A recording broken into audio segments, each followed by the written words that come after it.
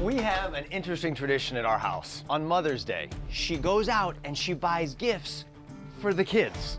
Well, one Mother's Day, Chelsea says to me, I want to get the kids smartphones, all of them. I said, okay, let's do it. Let's get the kids smartphones. I mean, what could be simpler? And what could possibly go wrong?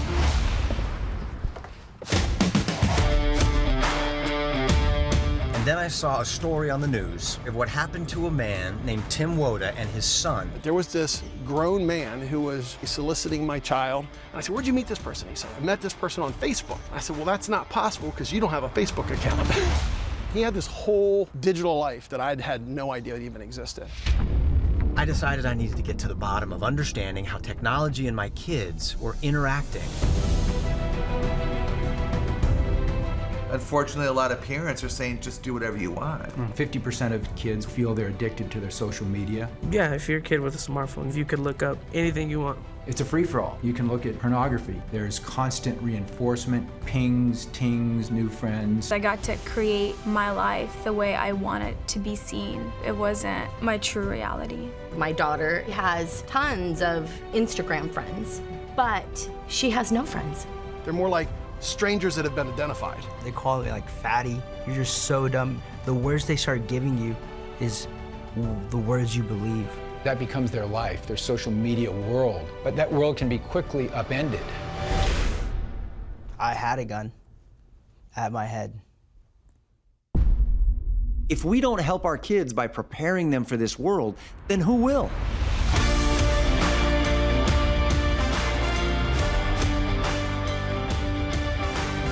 The Lord Jesus, I'm the door. Nobody gets to the sheep except through me.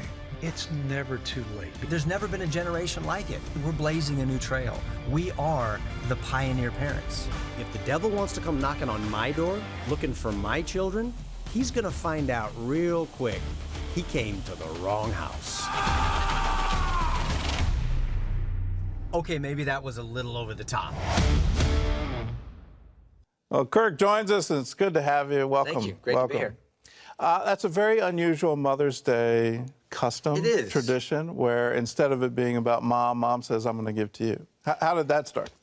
My wife has always wanted to get gifts for the kids on Mother's Day because she says they're responsible for making me a mom, and it's one of the best things in my life. So she does this, and that's really how we got started on this whole social media journey with making the movie. Was she got smartphones for the kids.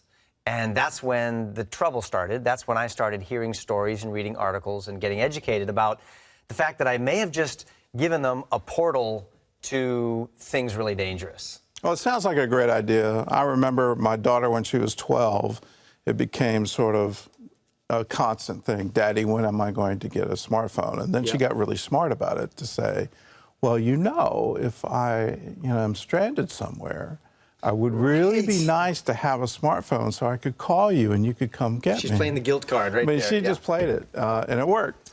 But what have you found was the negative side to these devices?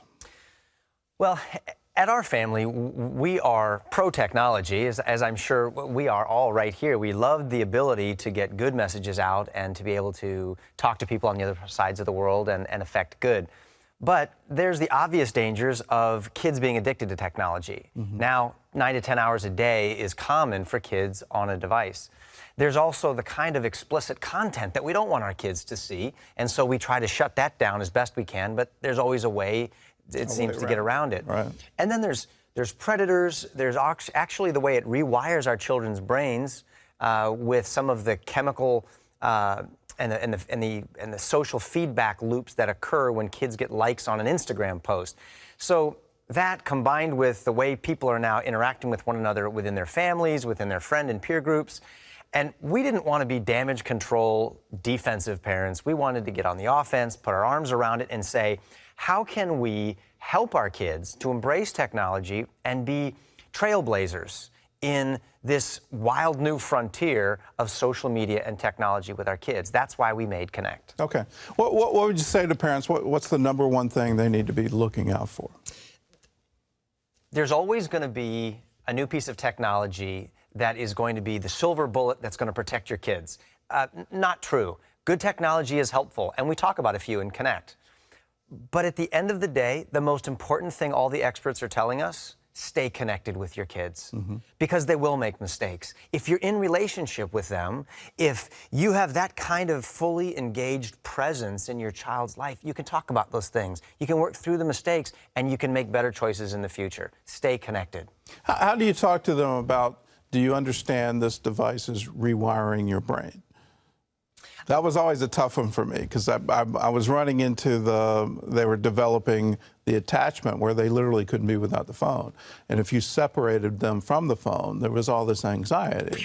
Like go ballistic. Yeah, and I was saying, do you not understand what this is doing to you? And I think that there's no real way for them to understand because they love it. It's their world. And they've become so attached to this world of friends and followers that if you take that away from them, or if it gets turned on its head in some way, it disrupts their whole world. So I think a great way is to let them hear from experts.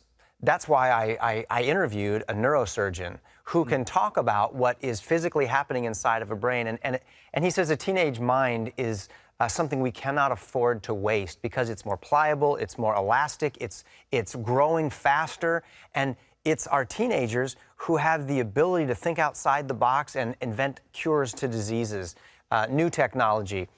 But the brain also works in such ways that if you focus too much of your time and attention on a phone, it actually causes you to become really good at one thing and begins to prune away all of your other abilities neurologically through those pathways that are not being used anymore. Like when you go throw a ball with your kids, or you go catch a fish in the stream, or you just look face to face with someone and you learn how to have real relationships. Right.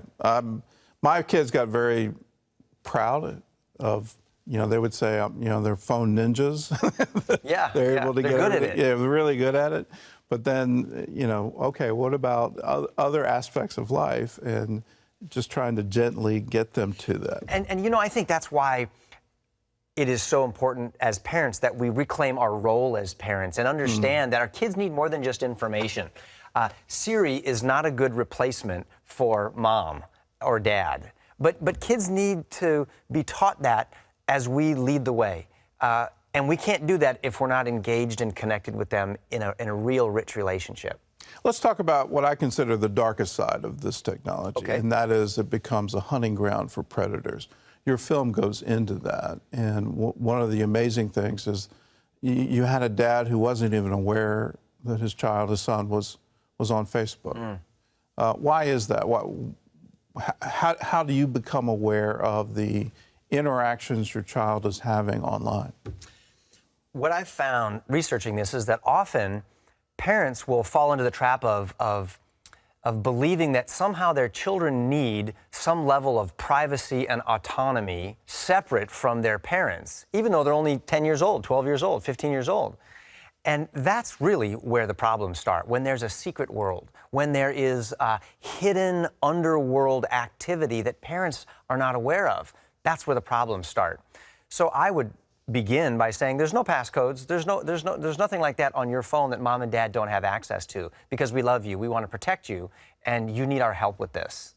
Again, those are tough conversations to have with a 14-year-old who's used to privacy and autonomy, and the only way we're going to have them effectively is if we have a relationship with them where they know that we have their best interest in mind, that we love them and we want to help them to succeed and stay connected in a good way.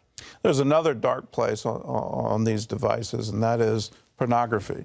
And I read an article in the New York Times just last week talking about how sexual education is happening on smartphones.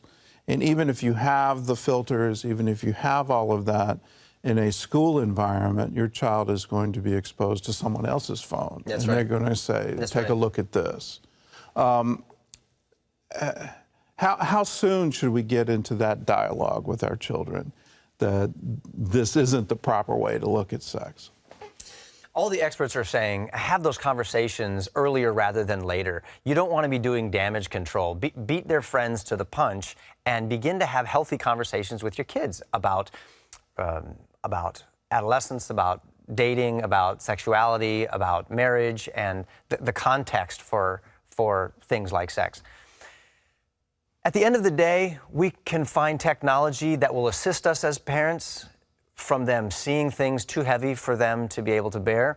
But we have to ultimately help our kids to develop the kind of filter that you and I need to have. And that is the character filter that is built into my heart because I love God more than the pleasures of immorality or greed or sex outside of marriage or anything like that. At the end of the day, I can get around anything that my heart desires to get around if I find the right connections, and so can our kids. And what keeps me on the right track with my wife and my kids in my life is that I love God most, and I want to honor Him with my life. And as a parent, it's my job to impress that upon my kids. All right, good word. Well, Connect, it's an appropriate titled movie. Connect hits theaters for just 2 nights only, February 27th and March 1st. And you can check out Fathom Events for tickets, times, and theaters near you. And Kirk, thank you for the message. Thank you. Yeah, thanks for being here. Great to talk with you.